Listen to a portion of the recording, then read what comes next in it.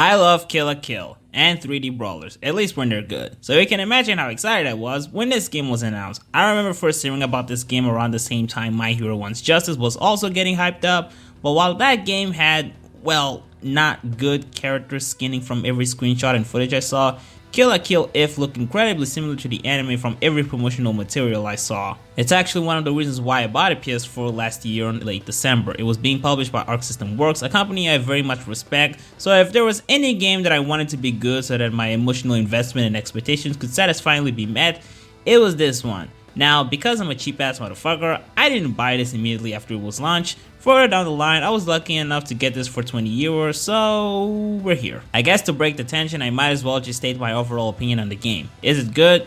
Well, yeah, mostly. Here's the thing. Ever since around the beginning of the year, people's standards for anime games have gotten very low because of the lack of actual good games as of recently, aside from Fighter Z. I, on the other hand, am mostly fixated on its status as a 3D brawler, a genre of fighting games that isn't as well respected. I've heard some mixed opinions about how this stacks up to other 3D brawlers. I would at the very least say that it's better than anything Spike Chunsoft has been doing, though then again, this is a developer that doesn't understand the concept of punishing players for abusing special attacks.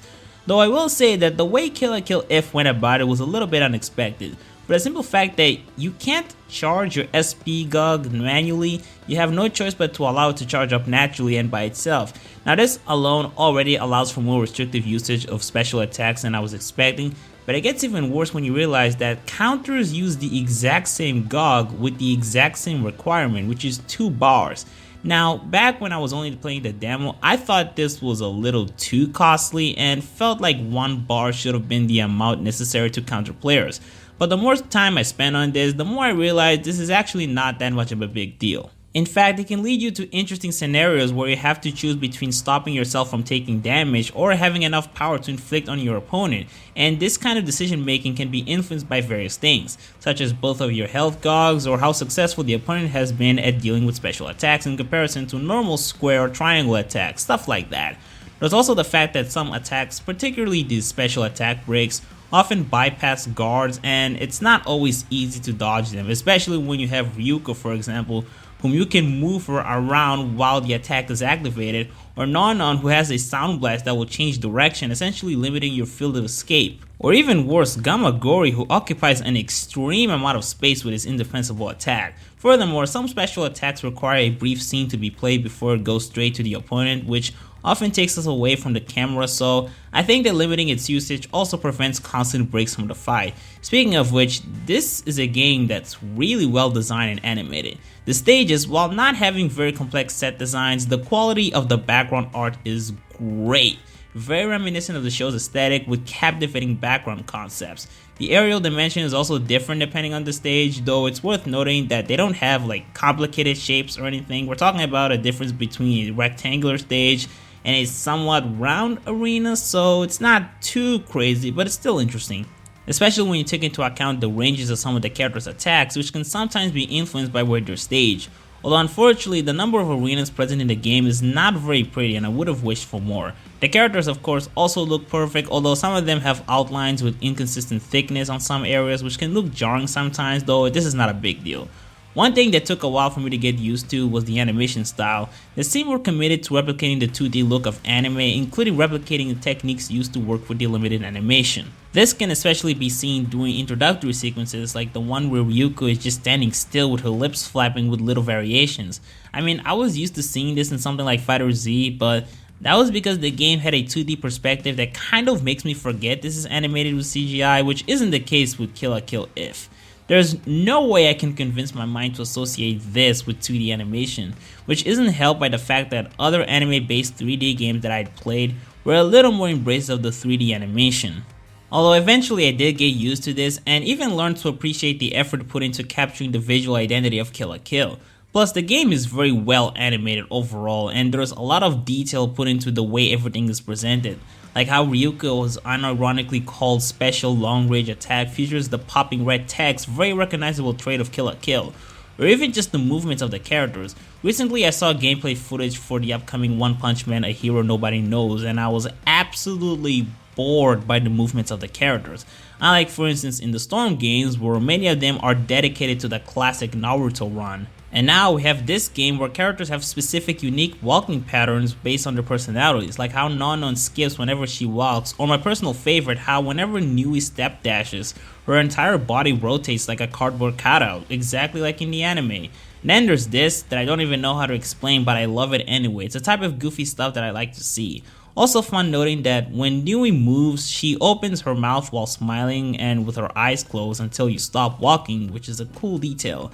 Also, I noticed that both the arena music and victory song vary depending on which character you main, so that's pretty cool as well. I might as well start discussing the unique arsenal of attacks that the characters have, which is one of the biggest strengths the game has. I like how the way you play can be highly influenced by which character you choose.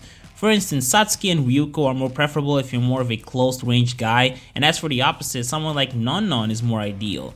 I personally like playing with Nui the most because of how she has long range techniques with her clones by pressing triangle, but she can also fight at a very close range, having some ballistic moves like how she'll spam her clones to put enough pressure on the opponent that he becomes so distant from the central camera up until she reappears and the camera becomes centralized again.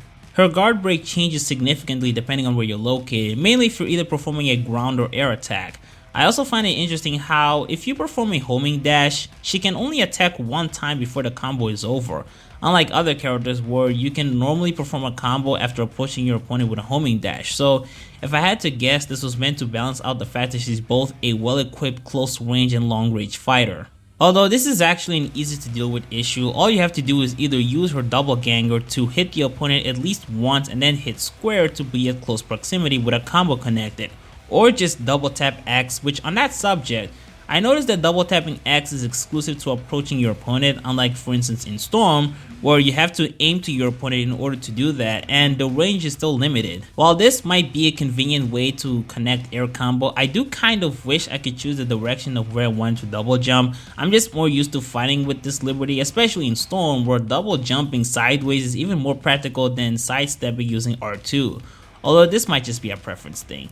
I guess another example of unique playing style is Gamagori, who the amount of attacks he's allowed to inflict is depending on how much he charges his little meter at the top of the screen, which is a weird gimmick but fun to explore once you dedicate your time into understanding his maximum potential. Now there's one thing I do want to point out, which is the fact that L2 and R2 from my understanding are completely useless. They serve no function, and I thought they would be used for switching characters, but that's not it. You can only play 1v1 matches, so that was strange. I also would have appreciated if they had added a battle royale mode. Given the size of some of the arenas present in the story mode, tournaments and leagues would have been much appreciated, but the thing that's probably the most difficult to overlook is the size of the roster, because it is abysmal. Now I guess I should have expected this, since Kill la Kill is not exactly a long running series which with a fuck ton of characters, although I do have some suggestions for potential players that could have been added to the roster. Regardless, there really aren't a whole lot of characters, and while I do appreciate their attempt at compensating this by making the characters unique enough that you want to revisit them, 10 characters is still 10 characters, and even though I wish it wasn't the case, it does put a damper on the game's longevity. I don't know if they have any plans to enrich the roster with DLCs aside from the nudist beach and Mako. I really do hope they're planning to do something about this, otherwise my reasons for revisiting this game are going to die down, especially when the replayability of the story mode is pretty low rated. Let's talk about that for a second. Surprisingly, even though I wasn't that excited to play the story mode, I ended up feeling more disappointed than I initially expected to. Now I'll give this mode some credit, it's not that bad. There are several things about it that were much better handled than even some of my favorite examples of good stories in anime games. The presentation was good enough, I wasn't forced to manually forward the dialogue, it features music from the anime. Generally, I'm fine when anime games feature their own original soundtrack, just as long as the quality can be justified, but having the music from the original source material really helps recapturing the atmosphere. The audio mixing is a little bit inconsistent, and at times there were some song placements that were questionable, not necessarily because of the tone it was invoking, it's more so because of the original purpose of the song, though I would usually let it slide. The animation is competent, not perfect though. It does that thing I brought up earlier in the video where it tries to be directed in a way that's meant to replicate the animation style of 2D anime, but instead using 3D animation. I'm generally fine with this direction, although sometimes it can lead to awkward animation cuts, and these cutscenes definitely have their fair share of that. which is even more noticeable given the more direct attempt at looking like scenes from the anime. I do absolutely respect and appreciate the amount of effort put into trying to recapture the directing style of Kill la Kill. Go watch episode 8 and compare that to the first few cutscenes of the story mode. Regardless of which you thought was better looking, you can at least recognize their attempt at making this feel like Kill la Kill. But I do also have to recognize that doing these kinds of comparisons will make you wish for better results. I got that impression every time Mako would go on a tangent, and I would lament on how it would have looked better in the anime. I was also disappointed by the transformation scenes. They kind of sucked. I wanted to at least see Ryuko with her full transformation sequence with Before My Body Is Dry playing at least once, though instead we saw a severely trimmed down version of that. But there was one thing I absolutely loved, which were the previews that played at the end of both Satsuki and Ryuko's stories, because they felt exactly like the ones in the anime. It was great fan service and I loved it. Something I was actually interested in knowing was how the battles would play out. I always encourage story modes to make the matches feel more special than if you were to just go to free mode and set up the exact same battle. There are many ways you can do this, like changing the stage music, adding dialogue, mixing up the mechanics, or even take the storm route and introduce quick time events. Kill la Kill If, thankfully, did actually try to make them feel special by inserting anime music, which I will throw my hat and admit it made me feel like I was reliving the series. There were instances where you had to fight a bunch of henchmen or even main and supporting characters, with one of those cases feeling like a battle royale. In addition, there were times when they would support you, and given how this game has no support system whatsoever, this is actually one of the most impactful ways of setting up immersion that the characters who had just offered their help in the last cutscene are doing exactly that. Now, even though I'm not a fan of the rock paper scissors mechanic, it was pretty serviceable doing Ryuko's fight against Satsuki because of the dialogue and final attacks that it offered during their brawl. The fights themselves are fun. It doesn't really seem to have a progressive level increase. Some battles are harder than others without any particular order. But the challenges they do offer, especially the harder matches, will get you hooked and will make you feel satisfied after finishing them. Furthermore, there aren't a whole lot of filler matches, and now, granted, I do have to point out that the full story experience is pretty short, unfortunately, but I'll at least compliment them for not inserting boring disposable filler matches meant to pad out the experience, which was the biggest issue I had with the Fighter Z story mode. But even with that, some of the issues I had with that particular story mode in Dragon Ball are actually present here in Kill la Kill If. Now, when basing a game off of an existing property, be it anime, cartoon, or whatever you want to go with, there are two ways you can go about. The first one is by basing the story mode off of the actual story of the source material, essentially just readapting it. Now, I have no problem with this, and I know a lot of people do, but the reason why I like this is because I think experiencing a story I recognize through a different medium can be interesting, and I think the medium of video game can justify this approach for the simple fact that it lends itself room to recapture the audio-visual aesthetic of the source material, especially with the graphical advancements that we've made over the years. And additionally, it's an interactive medium, inserting extra layers of emotions that couldn't be captured easily any other way. It's also a good way to promote the original material by offering a more narratively compressed experience, though you could say this benefit doesn't really apply to everyone. The alternative route, though, is to write a game original story, which can be achieved by either creating a completely detached storyline like Mecha Naruto, or have something loosely based on the source material story but with a different angle, maybe through introducing a new character that our avatar can embody, or even just shifting the perspective to someone else. Kill la Kill If did something like the latter. At first, everything seemed to follow the events of the anime, but then at some point, Satsuki's mom showed up earlier than I remember alongside Nui, and I was like, what the fuck, I'm pretty sure Nui came along when she was first introduced. I brushed it off as the game taking a little more liberty and changing the script a little bit for their own benefit, but the more I played it, the less I recognized the events, to the point where I realized this was a game original story. Now, none of this was an immediate turnoff for me, but what did disappoint me was how this story was promoted as this opportunity to explore Satsuki's perspective, but in the end, I was not enlightened any more than I already was. I didn't think I learned more about her or any of the characters around her, and I wasn't under the impression this story's existence was justified.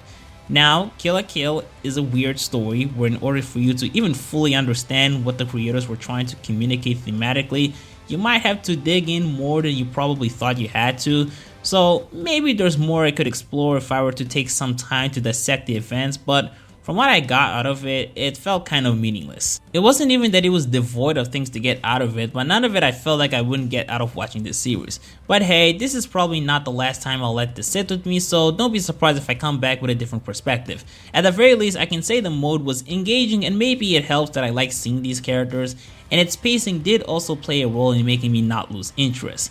However, there was one thing that kind of annoyed me, which was the whole splitting the mode in two, each of them with a different character sharing their own perspective.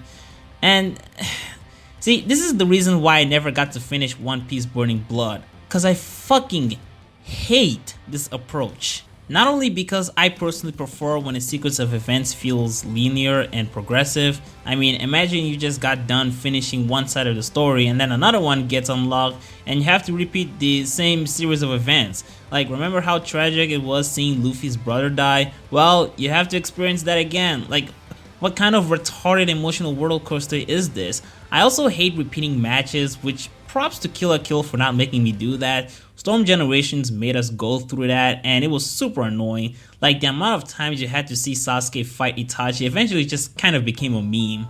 Another thing I'll praise this game for is that you only have to repeat the events once since there are only 2 characters, although that doesn't change the fact that I had to relive multiple cutscenes, to the point where when I was playing Ryuko's story, at first I was legitimately considering the possibility that I had accidentally clicked on Satsuki's story.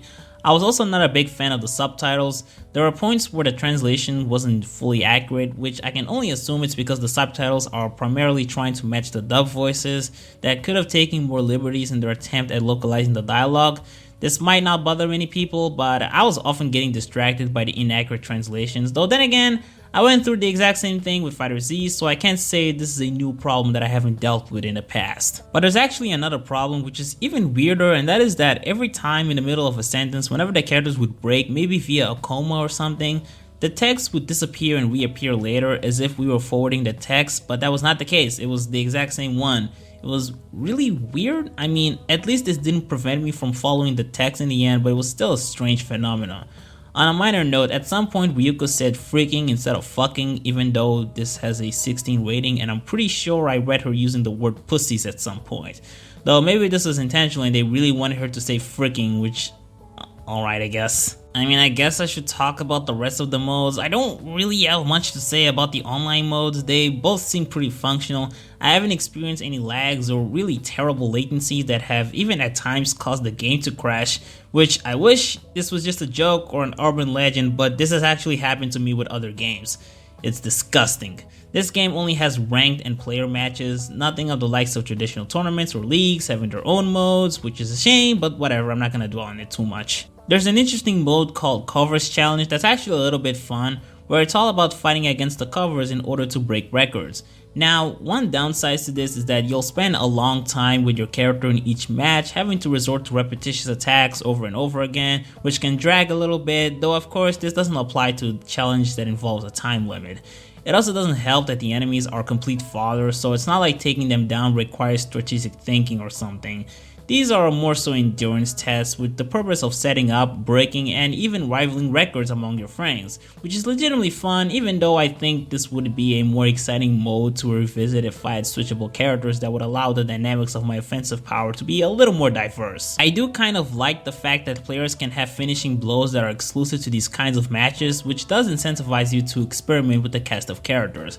I have absolutely nothing to say about survival mode because I would not be able to play it even if I was forced to.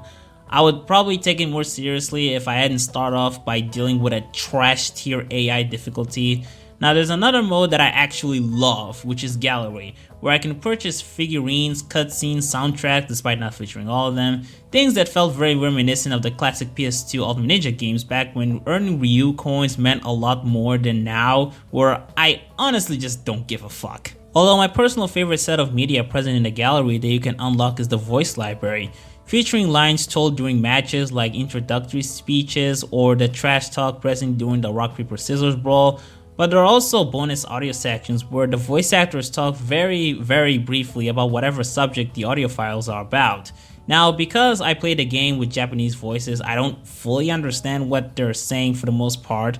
I'll try looking up online for potential translations. Regardless, it made me really happy hearing the voice actors talk, even if it was just for a few seconds. One minor nitpick I'd like to point out is that when you move from the main menu to several modes like story or free battle, even though they play the exact same track, it's still gonna reset as if another song was about to be played. Really odd, don't know what happened there. Overall, I think this was a special project that did its job in satisfying me as a Kill la Kill fan. I think passion was put into making this regardless of the overall result. I'll definitely continue to play this and hope for more updates on what Arc System Works and A+ Game might want to add to this game, assuming they have more plans that we aren't aware of. Nevertheless, it's definitely below games like Dragon Ball FighterZ and Ultimate Ninja Storm 4. Kill la Kill If might offer to each individual characters more unique movesets and ways to explore their arsenal of attacks when compared to Storm 4, but I think that's the only area that performs better. Even if I could find little details that supersede Storm, in general Storm 4 is a superior package when looking at everything overall. Kill la Kill If really needed more content in order for me to classify this as a great fighting game, the same way I feel about those two. I'll allow some time to pass in order for me to observe the progress of the game, see if the developers will be willing to enrich the game, and hope to reevaluate my thoughts on it. For the time being, this is a reasonably good game, at least. Anyway, I hope you guys enjoyed this video. Bye for now.